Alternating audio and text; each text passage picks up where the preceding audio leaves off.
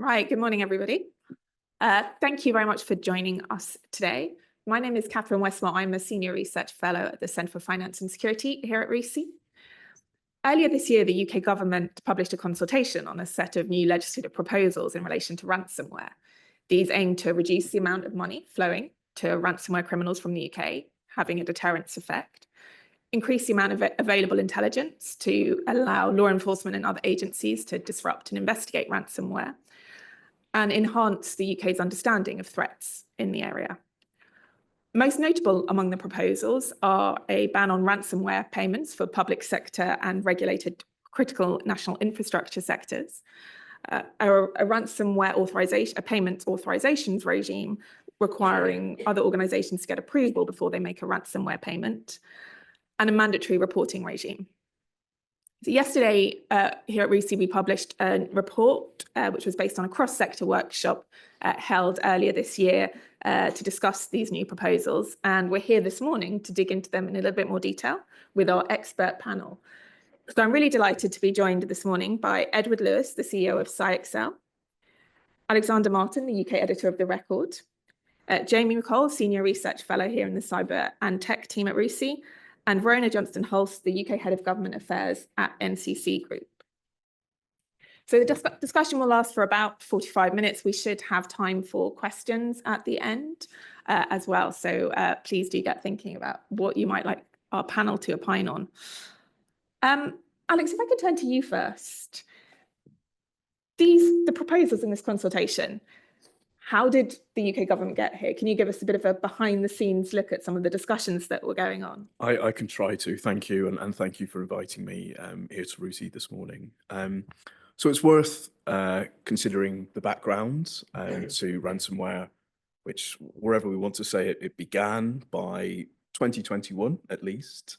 It was recognised to be a very serious national security threat, and this, I guess the British side argue they'd already thought this and were making this argument and representations to the United States, and the United States was a bit slower to come on board, but following the JBS ransomware incident, the Colonial Oil Pipeline incident, the US came on board too. So by the end of that year, Whitehall had held a sprint that intended to sprint is like a project management term, had a couple of different verticals, looking at different ways to address this system, from tackling payments to the kind of money laundering system, etc. The point of this sprint was to have some kind of joint announcement to make at the G7 meeting at the end of the year. That didn't happen. There were no deliverables in the end, and this is a moment of, as we'll all remember, churn in the British government. We go through quite a few Home Secretaries, quite a few security ministers as well. And the security minister role always has chopped and changed in terms of just being a pure security minister, being a borders and security minister. But it's not really, I'd argue, until we get to probably towards the end of 2022, with first Stephen McPartland, then Tom Tugendhat, who's in the role for a long time, that even with a lot of changes of Home Secretaries and Prime Ministers, that we get towards a more considered policy on ransomware. But still, at that time, there was a feeling that the one thing we could not do, the government could not do, is a total ban on ransomware payments. And there were many kind of complicated reasons for that, but the ultimate idea, I guess, is that it's unenforceable, and it puts the duties, the obligations on dealing with the harm from ransomware on the victims, which is not necessarily the approach you want to have. But ransomware has continued to rise year on year, to the point where last year, well, maybe 2023 and 2024, we saw a bit of a plateau. The crisis, as it is, has kind of necessitated stronger action. And although the perfect details of the internal debates aren't necessarily completely clear to me, I think this proposal is, this consultation is perhaps where the government feels it is best placed or left needing to get outside insight to answer some of those questions that I guess they cannot completely solve themselves. Yeah, well, I think one of the, to build on what Alex has just said, one of the most important things is which government department has responsibility for policy on this, and it is the Home Office. And so I think the first sort of consideration is, what does the Home Office have the ability to control or make policy on? Because recurring theme in responses that I've heard to the proposal so far is, isn't the fundamental problem with ransomware and other cyber crimes one of cybersecurity and cyber resilience? And, the blunt answer is the Home Office is not responsible for UK cybersecurity and resilience. And we can, maybe later on talk about whether some of the policy making on this has taken place in silos or not sufficiently joined up. But I think in terms of the kind of considerations or the assumptions that the Home Office is making is, I think the first and perhaps most important is we can't arrest our way out of the problem. We can't use kind of traditional law enforcement approach for ransomware. The criminals are in jurisdictions where we have very little power. So what do we do instead? We can stop the flow of money to them, so that the criminals do something else, which is, I think, probably how we've ended up, at least the partial payment ban. And we can't control what other countries do to stop the flow of payments, but we can limit the ability of UK organisations to pay through legislation. Then I think another assumption is, law enforcement can't arrest them, but there has been some success with disruption operations and sanctions, but we don't have enough intelligence to inform more of those types of operations. And then more broadly, there's also an issue around the government, and not just the UK government, but most governments don't have enough data on the scale and the nature of the problem because organisations or victims are not incentivized to be transparent, and there are not really any mandatory reporting requirements outside of GDPR. Thanks. So I think maybe let's turn to some of these proposals, some of which have been pretty controversial, I would say. Lots of different views as to the merits or otherwise of some of the elements of that. Obviously, the big sort of headline was the ban, or the proposed ban for certain sectors on making ransomware payments, including the public sector and providers of critical national infrastructure. So maybe a really simple question, I'm going to go down the line and get everybody's views on this. Is that ban a good thing, a bad thing? Is it even workable? And maybe if I start with you. It's both a good and a bad thing. I think there've been many proponents for a ban, probably most notably Kieran Martin in recent years. As a driver to cause organizations to think about other things that they can and should be doing to tackle ransomware, therefore, that's a big tick in the box. But the reality is, if you implement a ban, you have to ensure that those organizations have other tools, things available to them to be able to deal with the threat of ransomware. And for certain organizations, that may be something that they can achieve easily, but for the vast majority in the UK, their preparedness is still not at a level that a ban is going to be able to trigger in a short space of time. So I think when you look at the detail of the proposals that we have right now, and just how thin that detail is, the big worry is how will organizations actually be able to achieve business continuity and come out the other side if they are attacked.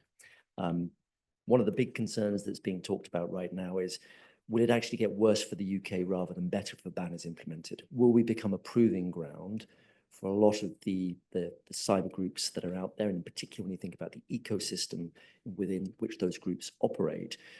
Is it short-sighted? Is it naive to think simply by cutting off the ability to pay that those bad actors, those groups, will turn their attentions elsewhere? So in principle, yes, a good thing. In practice, there's an awful lot that needs to be done first before a ban actually will achieve the ends that the government is intending. I think that deterrence point is a really interesting one, because it's made, that argument is made quite strongly in the consultation that having this ban will mean that UK, we're not going to bother targeting there. It's fine. We're not going to get any money. Let's do something else. Let's go and get a proper job. Is that realistic, Alex? Maybe. I think I think we're absolutely right to identify that as the big question. We have seen from various kind of ransomware group leaks that there are decisions at times made by leadership in terms of who to target, or if an initial access broker has offered access to the group, then whether to go ahead with prosecuting an attack or not. But it's really up in the air about whether a whole sector can be insulated, and actually a series of sectors can be insulated from attacks in this way. I think, though, there's also another question in terms of the idea of banning payments. So we have cyber sanctions in the UK targeting a handful of groups and individuals for whom it would be breaking sanctions to make a payment. There have never been any prosecutions of people who've made those payments. There have actually, as I've kind of reported, never been any detections of payments to those groups. So there are big questions about enforceability. Now, if you focus sector-wide in terms of victims paying rather than just on the groups, maybe that makes monitoring things a little easier. But I think there are big questions about how this will be enforced, as well as how effective it will be in terms of deterring or disincentivizing ransomware groups. And Jamie, your perspective, maybe particularly on that sanctions piece as well. I know you've done a lot of work in the area. I mean, on the deterrence argument, so some of the kind of groups that Alex has mentioned, where maybe there is a more sort of targeted approach, where they may prefer or like prioritize certain sectors. I think those types of ransomware groups are the exception to the norm in the ecosystem. I think my main concern with the ban is that I think it's based on a misassumption about the operating model of most ransomware criminals. It is an opportunistic crime. The NCA and NTSC's own white paper threat assessment on ransomware says very clearly in bold, it is an opportunistic crime. It's about obtaining access to, it's a crime of vulnerability, an opportunity. It's not about targeting specific sectors. So assuming that the average ransomware criminal is going to take UK regulation into account, and that the average ransomware criminal is going to have a fairly detailed understanding of how the UK regulates and designates critical national infrastructure, I think is perhaps a bit naive. And then will it result in fewer payments? I probably think the majority of victims will comply with it. Having said that, I do question whether, particularly large multinational companies, maybe headquartered in places like the US, will actually comply with the ban, or will just pay in other jurisdictions where it's still legal. And so does it just end up kind of punishing UK SMEs that don't have that option, rather than, or UK public sector victims, rather than kind of big companies that can actually afford to be resilient? Yeah, I think that's a really, a tricky point to see how this, particularly that international context, which we'll get onto a little bit later as well. Right, over to you. Do you agree with the rest of the panel? Is it good and bad, or mainly bad? Yes, I think so, in the sense that instinctively the proposals make sense, right? But just to kind of come back to this kind of deterrence piece, I think if the proposals are successful in deterring certain kind of sophisticated crime groups' behaviours and kind of shifting them, the actual impact of that could also be quite negative, because you could end up shifting, kind of displacing cyber attacks to other parts of the economy that are not captured under the definition of critical infrastructure or the public sector. So whether that's things like manufacturing, which is not critical infrastructure in the UK, but has been a target for ransomware attacks over recent years, particularly with the kind of vulnerabilities around operational technology. Equally, if this ends up displacing cyber attacks to smaller businesses, that could be a really, really negative consequence, coming back to Ed's point about, our small businesses are not particularly resilient and will never have the resources to be as resilient as their larger counterparts. So I think that potential kind of inadvertent consequence could be quite a negative piece. Equally, if the kind of more sophisticated crime groups do shift their tactics, they could look at things like the definition of ransomware within the legislation, look at other forms of cyber extortion, and maybe shift their kind of tactics towards things like DDoS extortion, or just getting kind of data exfiltration and threatening to leak that data and extorting in that way. So if we kind of follow the logic that crime groups are kind of sophisticated and will respond to this deterrence, actually the overall impact could be not necessarily a positive one. Jamie, did you want to? Yeah, I think there's, as well as asking, will it work? There's a question of, is it fair to victims? And I think to make it fair, particularly for kind of more cash-strapped public sector organisations, or parts of CNI that are not large financial services companies, there needs to be additional funding and technical incident response support for victims that no longer have the ability to recover through payment. And so that's quite an important contingency for me, which is not there at the moment. And I would be surprised if the government is suddenly going to take a very different ideological approach to how it provisions kind of support for incident response in this country. Just to add to that, it's worth noting as well that under the policy document regarding the new cybersecurity and resilience bill, there will potentially be a whole range of very small entities that are critical to national critical infrastructure supply chains that will be considered will be regulated as CNI themselves. So I think Jamie's point about the onerous duties on these SMEs, I think, is very relevant and will become more pressing as that bill advances.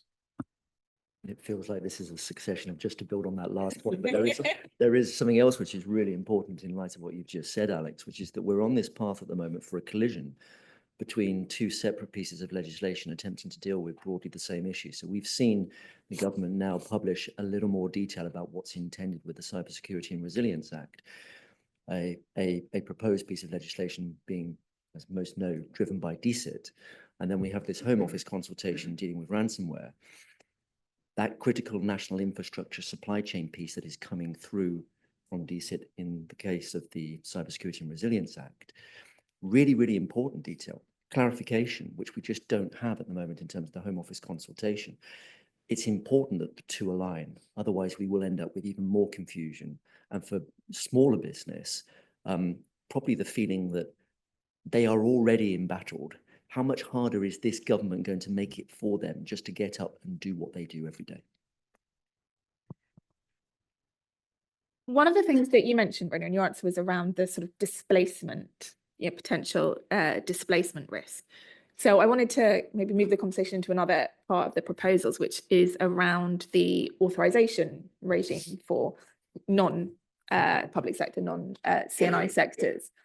And maybe get the panel's view, starting with you, on that potential regime, whether you think that is something that is going to be good, bad. What's the impact of that regime going to be? So I think, again, on the face of it, it kind of makes sense. But I think when you start looking at the detail of the proposal, it becomes quite a tricky thing to implement. And I think thinking about how that particular proposal around needing to seek authorisation, and I think the government has said 72 hours for a response in that time frame. A victim going through a cyber attack is going through probably the most stressful period of their entire professional career, but they also need to make really informed, quick decisions. And the idea that they might not hear from the government for 72 hours about the kind of ransom payment could potentially kind of create issues in terms of that initial response, because that first 24, 48, 72 hours is so important. And it's really key that we understand how that proposal would interact with that initial incident response piece, because ultimately if it creates kind of some kind of barriers or ultimately leads to more negative outcomes, then obviously that wouldn't be preferable for anyone, really. Yeah, so I think maybe it's just practically worth it expanding a bit more on how I think the government thinks it will work, which is creating a a dedicated unit which is staffed 24/7. I don't know how many people are required to do that, and the sole purpose is to receive requests from victims to pay. There is no, as far as I'm aware, there is no precedent for that kind of authorization regime for any other type of extortion-based crime or for sanctions, although, like, chime in if that's wrong, Kathryn, because I'm not an expert on financial crime. So I guess the same question as with the first one, will it work? So I think it probably will increase kind of friction in victim decision making if they have to take more time over the decision. Hopefully the unit is able to offer advice on alternatives, although again, I don't know necessarily what that is doing that sort of private sector incident response companies wouldn't be doing. And then hopefully it also drives awareness of kind of sanctions checks and maybe raises the bar a bit in terms of sanctions due diligence. I think the big question for me is how is it going to be making decisions about a payment? If it's just going to be, again, about sanctions due diligence, then there is a whole industry in the private sector that already informs that decision-making process. And I'm not necessarily convinced that law enforcement or the NCSC has kind of like special juice intelligence on sanctions that's going to make the process much more informed than it is currently. And then if it's issuing decisions based on other things, what are they? Like, how it's quite a subjective decision deciding whether it's a last resort to make a payment or not, and it will be it's really only the business that can make a decision about what is important to the functioning and survival of its business. So yeah, I'm a bit skeptical about the purpose of it, and I think if the aim is just to increase friction in decision making, I think you could probably just mandate reporting of ransom payments, and that would be enough to do it, because that would just shine a light a bit on the fact that the victim is going to make a payment, and I think that would be enough to kind of make them think a little bit more about it. Yeah, I think, sorry, just on the, yeah, there are some parallels for those in the financial crime world around the ability to request authorization from law enforcement to make a payment when there are suspicions of when you have suspicions about an account. So you can submit a defense against money laundering SAR, which would allow you to process transactions in a bank account. If you say you're working in a bank, you can submit that SAR and you say, well, this is a potentially suspicious criminal account, but in order to avoid tipping them off that we have suspicions, we need to be able to make this mortgage payment for them. Therefore, we will submit this, essentially an authorization request to the NCA to get permission to make that payment, to provide us a defense against breaching the Proceeds of Crime Act. And so whilst I think there are some parallels, I think it's a very different regime. Partly that's the sort of volume regime. And it's one that's probably not particularly helpful in some ways, you know, overloading the system with information about small payments. And I can see some parallels, but I think also the really key point that Verona made is the difference between a victim requesting authorization to make a payment for a ransomware payment and a bank saying, oh, we need to make this transaction. It's a very different dynamic, I think, and that's where I think the parallel doesn't work quite so well, but I can sort of see a kernel of logic there. Sorry, Alex, you wanted to come in. Yeah, so I feel like, to go to a point Verona made and then one Jamie made, the government approach to this issue is as an economic problem. So there's an ecosystem. There's no kind of simple, straightforward, traditional justice response that you can use to tackle these kinds of crimes. So, I mean, I liked your point about displacement. It reminded me of a joke, a kind of a joke that Ian Levy, the former technical director at NCSC, used to say, which is, you're not trying to beat them, you're trying to send them to France. So you build up, you make diplomatic. Yes, yeah. So the cost of attacking the UK is higher than the cost of attacking France. Therefore, that delivers kind of societal resilience. I think, I'm not sure who's told me this, or this is just my speculation, so I'll put it down as speculation.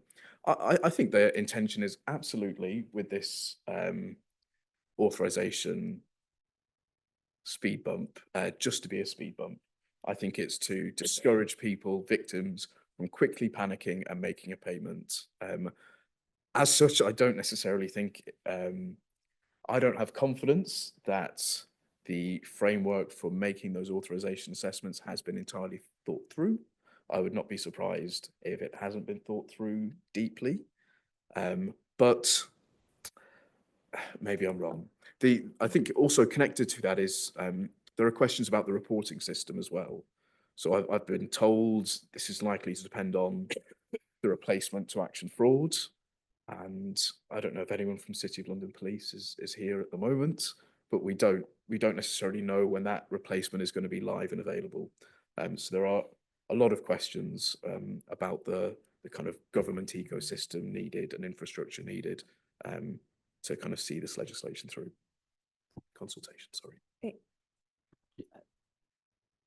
If it is intended just to be a speed bump, there are much easier, better, helpful ways of achieving that same end than implementing a regime where you have to speak to somebody in order to try and persuade them to let you get on and do what you may or may not need to do. I mean, there's a general piece, and we've seen this with Australia as well, around the need for just government to raise the bar in terms of understanding actually what resilience means. We talked a little bit about that, but not enough. There needs to be a much clearer baseline for what actually does resilience mean, and what does it mean for my organization? And then what can I do if I do become the victim of a ransomware attack? Because the danger otherwise is that, we hear this a lot already, that organizations already feel like they are being victimized for being a victim. This just exacerbates that feeling. It polarizes relations between government and industry in a way that is really, really unhelpful for the UK. I think one of the other things that needs to be talked about without making this over legal is the decision, whoever is going to be on the end of the phone when an organization rings and asks for permission or a license to pay, is that decision absolute or simply an interim? And if it's an interim decision, not absolute, what's the mechanism for getting to an absolute position? And this plays into the timing point, because if we think that it's going to be possible for an organization to focus on how I get to an absolute position, whilst dealing with probably the worst crisis my business has ever faced, we're in cloud cuckoo land. There are some parallels. We were talking about financial crime, but it's important to consider the parallels that exist in the context of the Investigatory Powers Act. And we've seen this play out recently in terms of the relatively opaque, because that's what the legislation requires, but the opaque dispute between the government and Apple about advanced encryption. And it's important because when the Investigatory Powers Act was brought in, it was seen that although the Secretary of State makes the decision about whether or not to issue a warrant for investigation, there needs to be a judicial mechanism. Rule of law is important, that reviews that decision and ultimately decides whether it's the right one or not. And something equivalent to that needs to exist here. There has to be a mechanism where organizations can have final redresses against whatever decision somebody makes on a phone in the heat of a moment at 9 o'clock on a Friday night when they say, help, I've been hit by ransomware. Jamie and Alex has heard the term Investigatory Powers Act. I'm a bit worried he's going to go into overdrive and talk about something else now. So, as I know that's a bugbear, or no, a passion topic for you. I think there are a couple of other considerations around the authorization regime, and one thing I'm interested in is, does the government think that victims aren't complying with sanctions right now, and is this a way of enforcing it in a way? And if they think they're not complying with it, why aren't they investigating more payments and seeking to potentially punish people that are violating the sanctions regime? And then I think another question is around, I think the estimated costs for this unit are about 17 million pounds a year. Is this the best use of that money? Should we be giving it to law enforcement instead to actually go out and do more disruption operations rather than just trying to get more data for them? I think it's pretty well known that the funding situation in the National Crime Agency and the National Cybercrime Unit is pretty acute. And I would like if it's a choice between this and sending more money there, I would 100% choose the latter. And then I guess just to build on that in terms of how much money this is going to cost, I think what is going to be required is a massive communications campaign behind it, because most average organisations that aren't public sector or critical infrastructure, they're not engaging with NCSC and their regulator on a regular basis around cyber issues. So them even knowing that this exists and what their obligations are around that, and then knowing that in the kind of crisis of a cyber incident, that's going to be a really uphill battle for government to be able to get to that point that people know that they exist and know their obligations, and also know what kind of carrots and benefits there are from engaging with the process. So I think you're probably looking at a campaign similar to something like GDPR for this and the kind of wider reporting regime if it does go ahead. Which would cost money as well. Yes, exactly. Yeah. Sorry, microphone on now. Just to reiterate Jamie's point about funding for law enforcement as an effective impact, I guess, on not just the funding but the disruption operations as affecting ransomware attacks at scale. When we look very with blurred eyes maybe at the trend lines for ransomware attacks, we do see fairly steady growth with one dip and one kind of plateau / dip. The first dip we see is in 2022, early 2022. And some people have attributed this to the war in Ukraine. I think that might be misplaced. I think really it's disruption operations that we see in 2021, following the Colonial Pipeline attack, following the attack on JBS, following Kaseya, when the FBI recover funds given to Kaseya, when President Biden calls President Putin to tell him to clamp down on this kind of scurrilous ecosystem.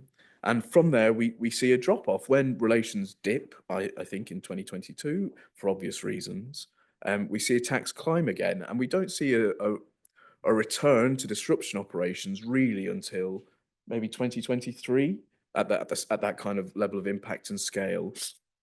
But we are seeing, I would argue, an impact from the Lockbit disruption, from the Hive disruption. There are more to name than the implosion of a lot of them. Absolutely. So there seems to be some real effect there, and it's interesting that we're not seeing more funding put into an area that seems to display real effect, rather than 17 million for an authorization function. Did you want to? I was just going to, I think, reflect on the point that Alex made about sort of the only dip that we've seen. But I think it's also important to point out that in 24, in the vacuum created by the success that law enforcement had on a relatively narrow basis, there was probably the biggest proliferation in new threat actor groups that we've seen. There's a number of reports about that. Figures vary, but everybody is consistently of the view that 24 saw more new entrants to that cybercrime ecosystem than we'd ever seen before. So this problem isn't going away. Those international high-level political interventions have a momentary effect, but overall, nothing is deterring the growth of this activity. It's really cheery. I mean, I think it's fair to say that the response of the panel to the proposals so far, it's been fairly muted. Maybe more questions than answers, but maybe if we can move on to one of the proposals, which I think I'm right in saying has probably got more support, which is a mandatory reporting regime. Some nods here. Yeah, a very enthusiastic nod for Jamie. Maybe I'll come to you first, Jamie. A good thing, I take it. Yeah, no, I think it is a good thing. I think you can't make good policy until you know the scale and the nature of the problem. And I don't think we're ever going to get there without some sort of mandatory reporting regime. So yeah, very in favor of it. I think, as I said, I would also personally include reporting of ransom payments within that regime, get rid of the authorization regime.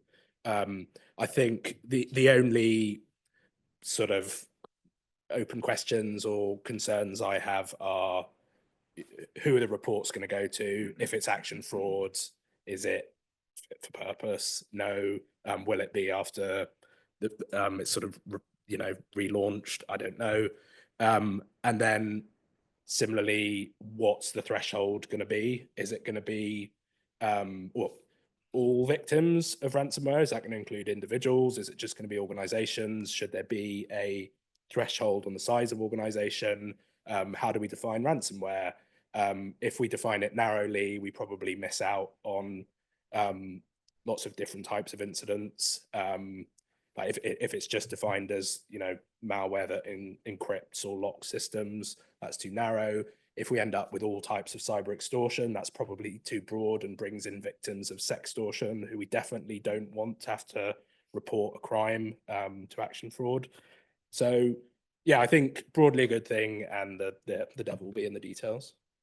Alex? Can I just play devil's advocate and ask Jamie, do we need a mandatory reporting mechanism when we've got the DCIT cyber breaches survey?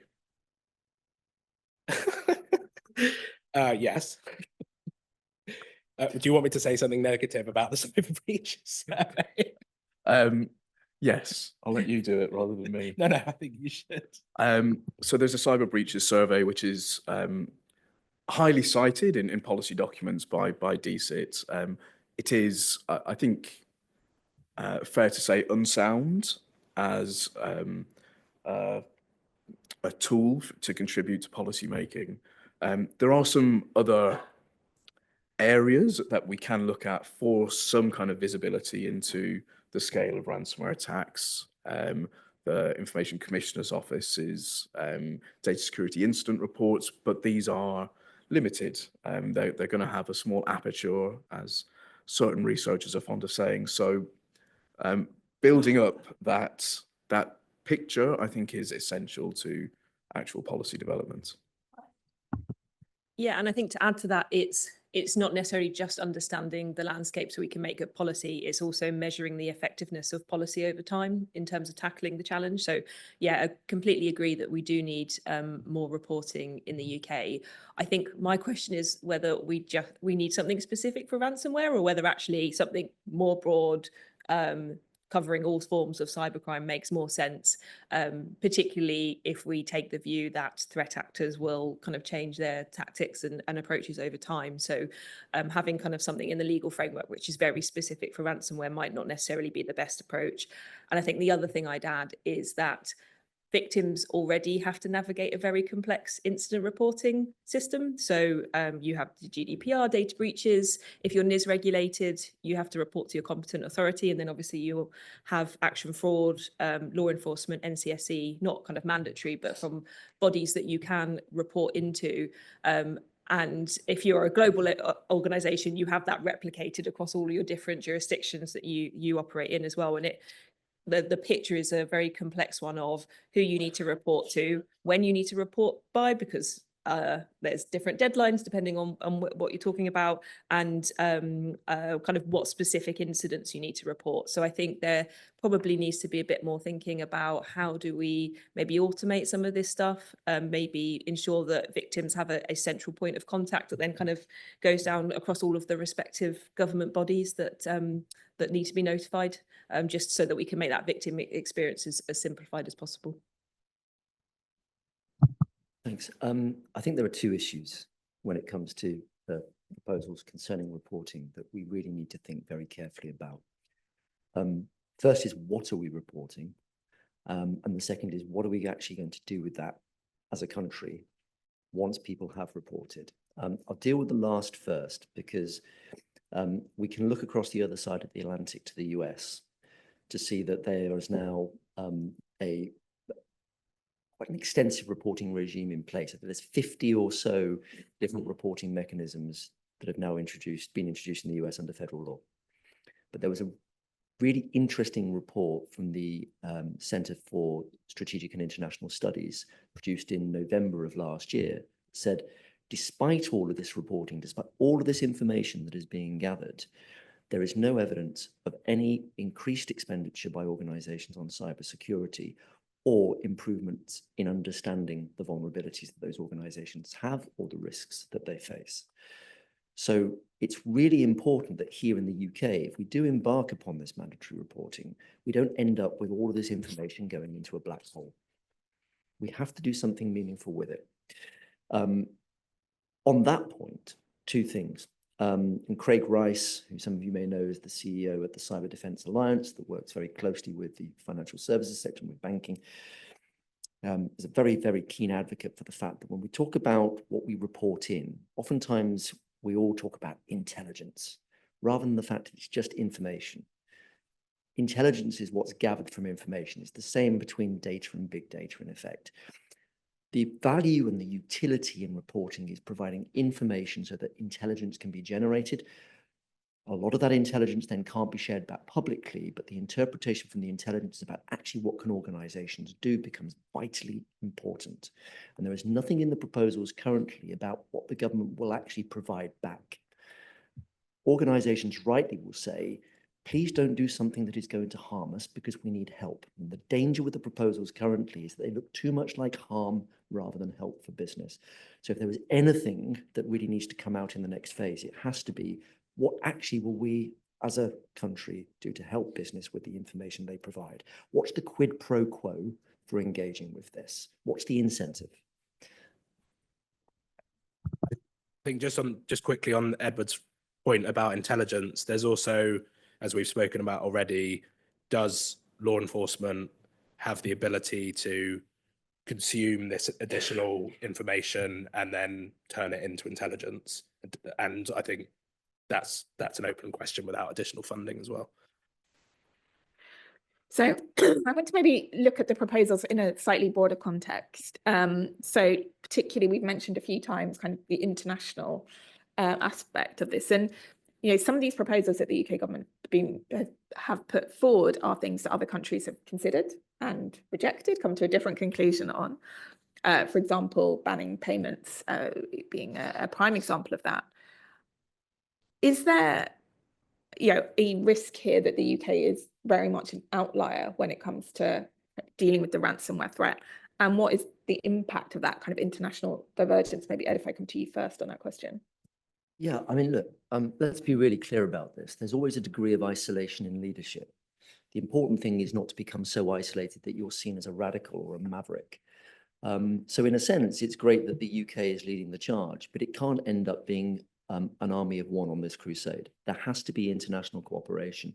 I think what's really interesting is that we saw Australia proposing to implement a ban as part of its new legislation concerning cybersecurity, and then rode back from that ban.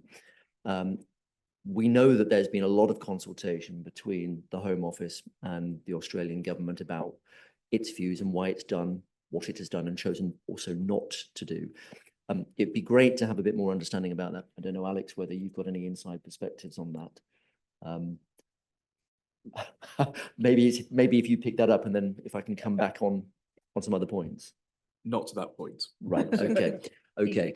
I mean, I think the point then is that Australia has made the decision, yeah, we don't want to be isolated on this. And until there is a greater sense of momentum for cooperation towards doing this across jurisdictions, I think it'd be dangerous for the UK to go it alone. I mentioned when you brought me in initially that we're probably likely to see things get worse in the UK rather than better if we implement these proposals, because we will become a proving ground. I would much rather that we saw cooperation maybe at the OECD level or the International Ransomware Task Force level, so that there is a collaborative effort in this particular regard. No issues whatsoever with the reporting regime, but with the ban, with the licensing, I think that poses a greater risk for the UK. Jamie mentioned also there are very clear and obvious challenges for British businesses that are trading internationally, that are multi-country. How would you enforce this legislation? One way of doing that is to say, well, it has extraterritorial effect, but you still have the challenge of being able to then enforce extraterritorially. So I think legally, there are lots and lots of challenges with this. There are things that businesses will look at and say, well, in reality, it's just not practicable for a business like ours. And the proving ground point, I think very quickly we could see the UK undone by these measures. It will only take one or two poster child businesses that say, we needed a license, we couldn't get one, the government said no, and now we're at an end and we're losing 2,000 jobs. this is a political trophy, Yeah. but it also comes with significant risk. And it could mean many, many years in the political wilderness for this government if it doesn't work out. They get one chance to do this and to do it right. And I think this is half-baked and should be reconsidered. Don't hold back. Alex, did you want to? Just on your point, Edward, I think considering the counter ransomware initiative, where we do have dozens of states all agreeing something must be done, someone will have to go first. It's not like NATO, where you can have a singular policy, or the European Union with a singular policy. And look, I think there are good reasons why the UK should go first. Whether it's in this direction or another is unclear. But just, I mean, But you want to be sure that if you go first, there are others who are prepared to follow, who aren't instead saying, yeah, you go, let's see how it fares for you. And, oh, yeah, that didn't work out so well. Glad we didn't actually provide public committed support. Yeah, I understand. I follow that. But I think, you know, it's by some measurements, the UK is probably the most cyber attacked country per capita in the world. There's a few things driving that: English language, faster payment systems, so things that are to our benefit. That we don't want to all start speaking French to adopt Ian Levy's joke. But you know, when the government founded the National Cybersecurity Centre back in 2016, the tagline was to make the UK the safest place to work and live online. We are very far from that, and something must be done. Whether this is the thing to be done still remains an open question. Did you want to come back? I just think that, I mean, you're right, somebody has to go first, but it could be a small group going first. You know, Australia and UK could have come together and said, actually, in terms of our proposed legislation, we will go over the top together. You know, so that first mover point doesn't necessarily mean it has to be one country. It could be a small collection, those involved very much OECD or task force.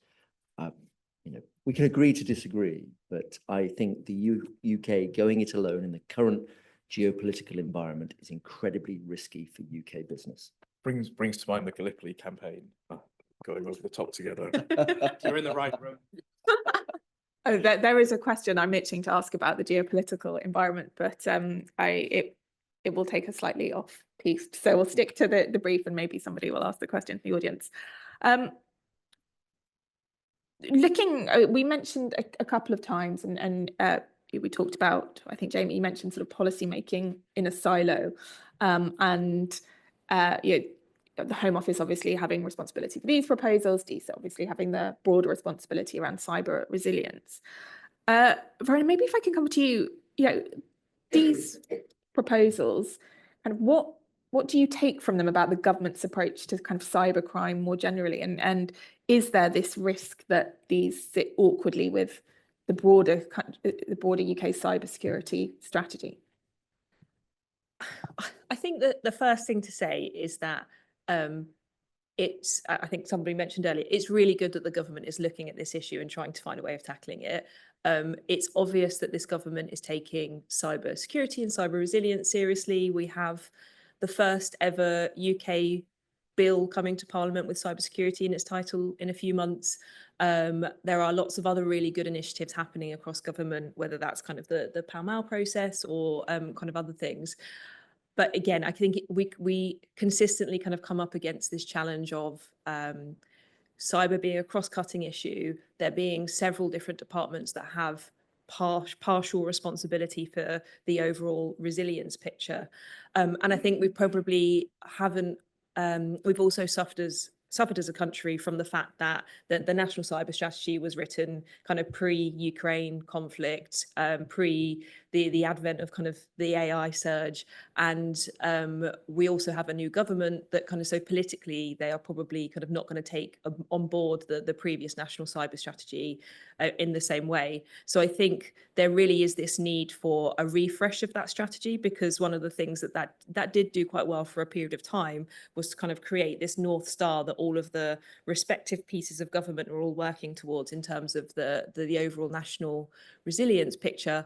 But it also created some clarity for businesses trying to navigate the kind of Whitehall and you know, who's responsible for what and where does each of these policies sit within the bigger picture.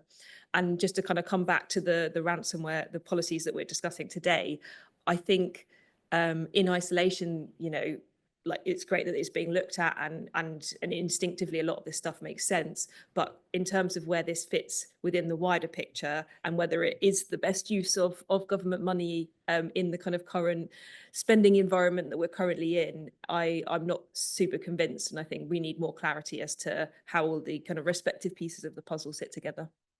I think there's something a little bit jarring between these proposals, which are very interventionist and are essentially the government is going to make decisions on behalf of private sector organizations, quite fundamental decisions about whether, you know, their business may survive, with the government's and successive governments' broader approach to cybersecurity, which I would characterize as very laissez-faire, to be frank, and essentially let the market sort itself out. That we will do guidance and there will be some mandated things around critical national infrastructure. But I kind of think if you're going to tell businesses that they can't pay ransoms or the government's going to make decisions about that, then you probably also need to be mandating higher cybersecurity standards for companies, or, you know, intervening in the technology vendor market more to hold them to a higher standard. And I think that's one of the things I'm finding quite jarring or not joined up. I'm conscious of time and want to leave some space for questions. So maybe a final sort of question for the panel before we open it up to discussion. And I think I was going to start with the question, will these proposals do more harm than good? But I think Ed's obviously given a very comprehensive view on that perspective as well. Can I just to be really, really clear about this, it's not that these proposals couldn't be effective and do a lot of good. It's just that they're too thin. Yeah. And the driving, the sort of the North Star, as we just heard, really ought to be here for British business, do no harm. And the danger at the moment is that businesses hearing about these proposals, and all of us here have heard an awful lot about these proposals, will all hear, you're looking to harm us, not help us. We need more on the help. We need more about what government will do if we're told that we can't do this. And there are lots of things that could be introduced alongside these proposals that just haven't had any airtime. So that's why I say they're half-baked. It's only looking at one side of the issue. It needs to look at actually what are we doing to really turbocharge this fantastic British economy that the government talks about. This is an existential threat to that belief, to that ambition. It's ridiculous that we've got no commentary around what that help piece of the equation looks like. Yeah. So can I just ask Edward, I mean, what would you like to see then from government? Because NCSC puts out advice, but short of providing a kind of publicly funded instant management response for all of these companies, or some kind of insurance underwriting that would, you know, devastate the public purse, what would you like? Well, several things, and we've written about this, and there's something coming out on this today. Spoiler alert. So, I didn't know that. No. Well, I mean, I think that there's a couple of things. So, centralized incident support hubs. So, the NCSC, and spoken to many at the NCSC about this, would love to be able to provide more help to British business than they currently do, but they're not resourced. So they have to be very selective about the support that they provide for those who come to them and make any kind of declaration or disclosure about an incident they're facing. Centralized incident support hubs, and particularly regional ones, would be the counterbalance to that. No, you can't have a license to pay, but we will help you to make more sense of what you can do to get your business through this and out on the other side. For some, the ability to pay for that help from the private sector obviously exists. Cyber insurance, really valuable, provides a lot of help for those who buy, but still the percentage of British businesses buying cyber insurance bumps along at around 10 to 15%. So there's a significant proportion of UK business that doesn't have access to that support. So centralized incident support, localized incident support hubs, really valuable.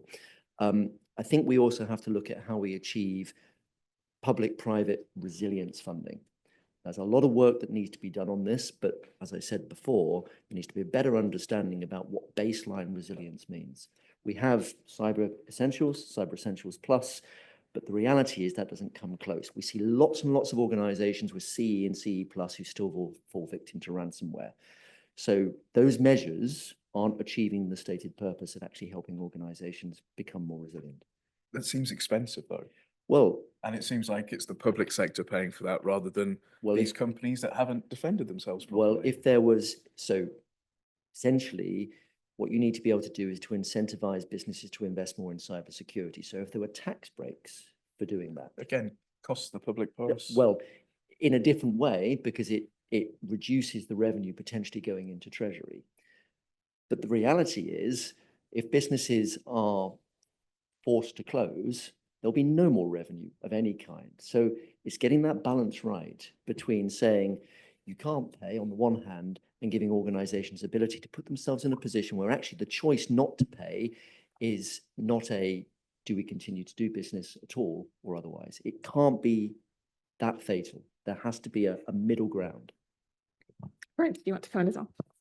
Just, I guess, to come in on that, I think that because the Australian government have done something similar. They've got I think it's a small business resilience service or something along those lines. And so what they've done is they basically set a bit of a kind of threshold. And I think the incident response support is only provided for businesses that are kind of small or micro. And so you could look at potentially something like that. I think there was an ANISA study which found that nearly 2/3 of SMEs would basically go bankrupt or fall over if they were to be victims of cyber attacks. So I think something, and obviously that then has a knock-on economic impact for the overall UK economy. So I think in terms of the net gains that you'd get from a service like that, that was maybe could potentially be focused on a threshold basis for small and micro businesses, overall you'd hope that the kind of net benefit to the public purse would outweigh any of the upfront costs. But I totally agree. We need to be thinking about how do we invest money most wisely to build resilience across the entire piece? Yeah. And then I guess finally, Jamie, when you think about these, the aims of these proposals, we've heard some ideas from the other panelists about, things that might actually, have an impact, reducing that amount of money flowing, increasing that intelligence. Are there things that you would have liked to have seen in these proposals that you haven't seen?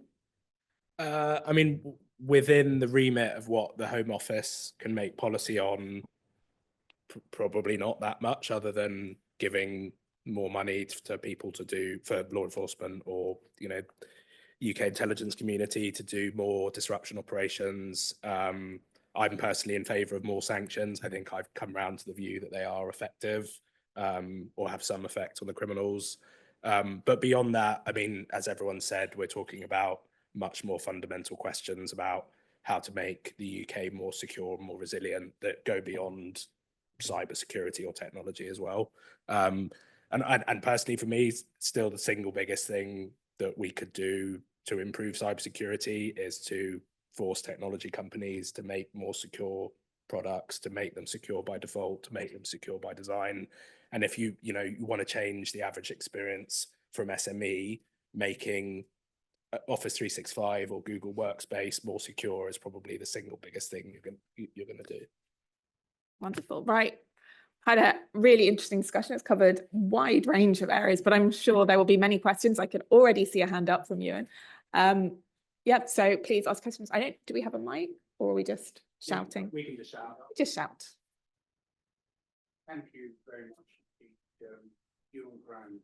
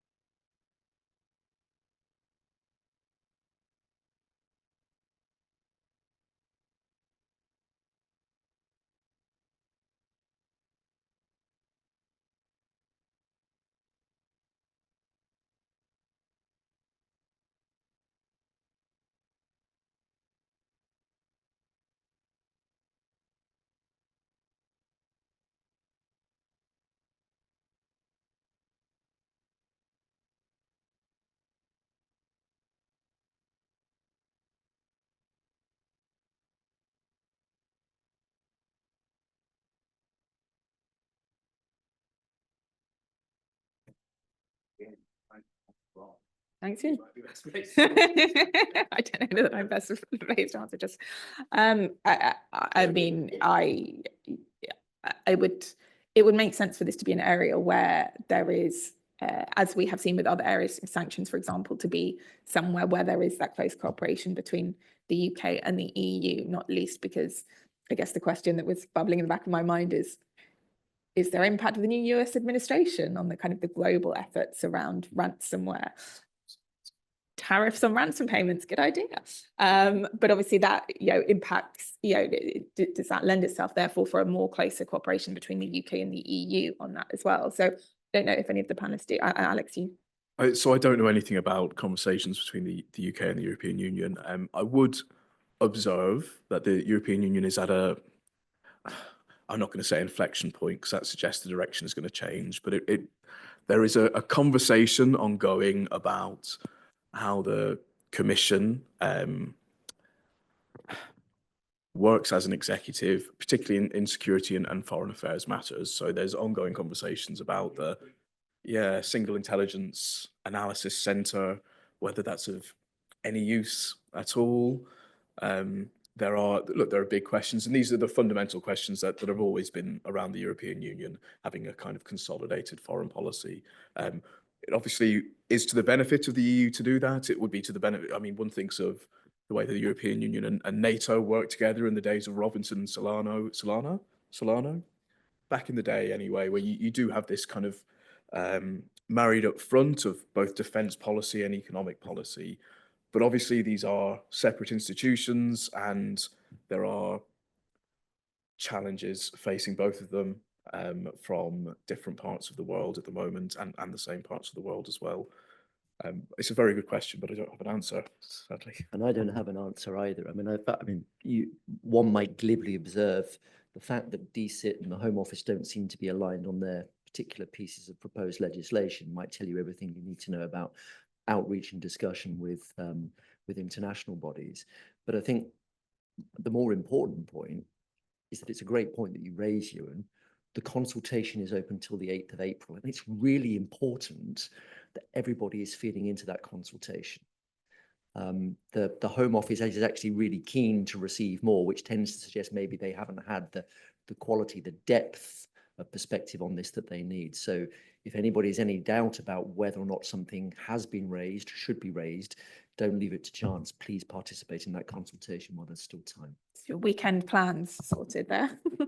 Jamie, Verona, did you want to respond to that? I think so. I don't know in terms of the sort of discussion between the between the UK and the EU on the US. I mean, I think we can definitely expect the US to take more of a backseat or less sort of activist role on ransomware than it has over the last 4 years. And I think, my understanding is that the US will probably be pulling back a bit from the counter-ransomware initiative.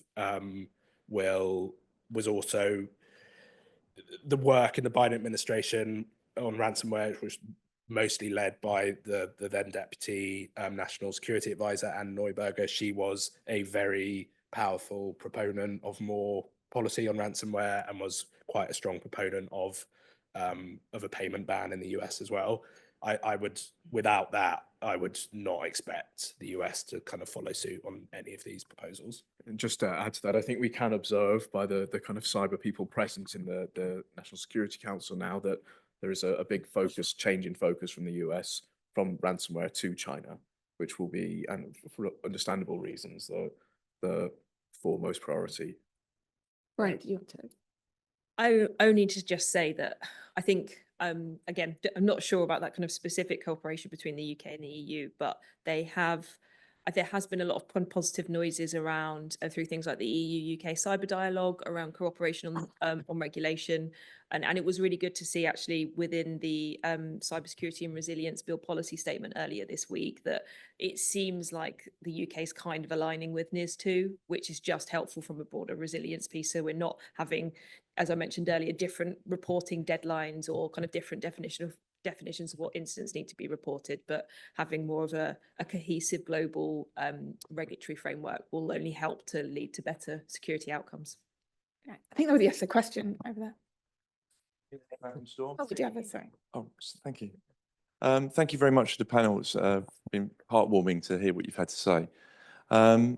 Just a couple of points. I feel like there's a certain, after myself and my team dealing with over 1,000 cyber incidents in the last decade, a lot of which were ransomware incidents, there's this kind of like a bit of a patronising position by the government that that organisations that are victims would like immediately accede to a ransom demand if it weren't for their guidance. The one positive thing I think though is that there kind of seems to be a conviction in wanting to do something about reducing ransomware, which I think everyone here would want to do. Maybe a lot of you may recall a disaster that occurred in the 60s, which affected a Welsh village called Aberfan. And that led to, that awful event led to the implementation of the Health and Safety at Work Act.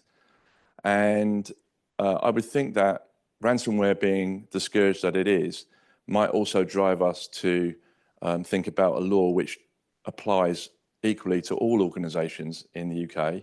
If we want to actually reduce the number of incidents that occur, and I can tell you firsthand that most organisations, most victims of ransomware are suffering just basic security controls that would have prevented those incidents.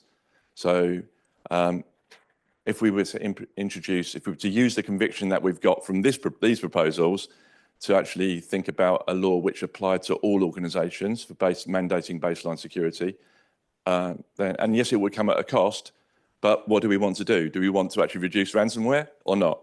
So Alex is itching to respond. No, just I like the idea of this is not your phrase, a kind of cyber health and safety approach, but and I think it speaks to Edward's point as well. I mean, there's a question here: how does government optimally address the risk of cyber attacks at no additional cost?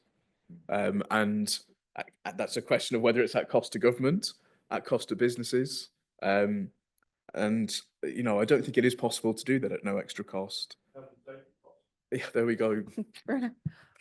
I think what this comes back to is, from my perspective, I think what the government needs to do is to think about who is responsible for what in cybersecurity. So there is an element of kind of clearly defining what organizations take on what responsibility for their own cybersecurity, right through down to individuals, and whether actually that responsibility needs to kind of shift right or shift left. And you know, kind of come back to the kind of technology providers, making sure that they're building in secure by design, secure by default from the outset. I think if we can clearly define as the UK who we think is responsible for what, and then it would be a case of then setting it in some kind of legal framework, because there is obviously a lot of discussion about actually to what extent should a 5-person micro business be responsible for its own cybersecurity when it's never going to have the same level of resource that even a 50-person or a 500-person business is going to have to do so. So I think the government being very clear about what its view on cybersecurity responsibility is, and then setting that in a legal framework would make my kind of logical kind of policy brain, that would make sense from my perspective. I think we probably have time for one final question. I can see a hand up over there.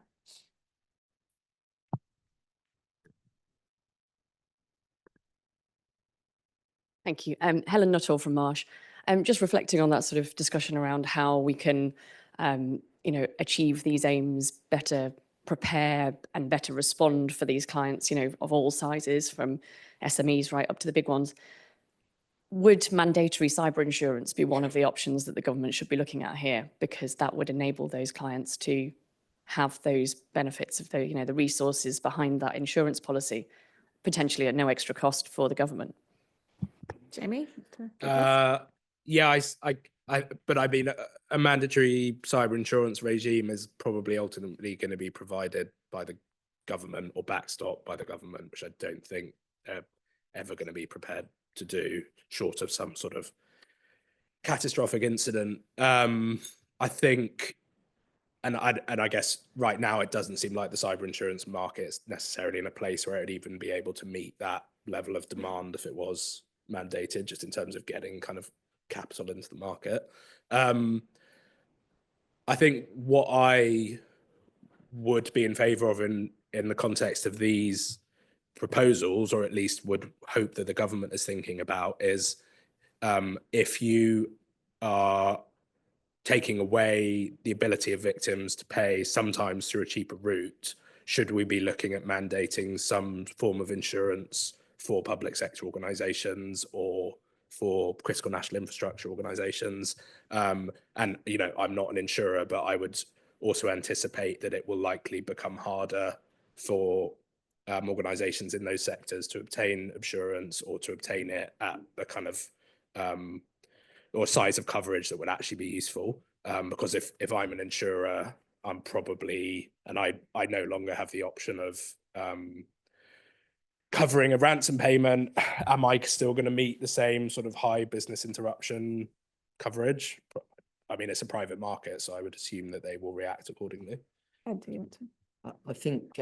I think it's a great point, Helen. I really do. I think one of the things that needs to be looked at, though, is that if you've got the government saying this is becoming an ever-increasing problem for the UK, threat, it's manifesting for all, it's out of control, why is it that we aren't seeing the growth in cyber insurance purchase already?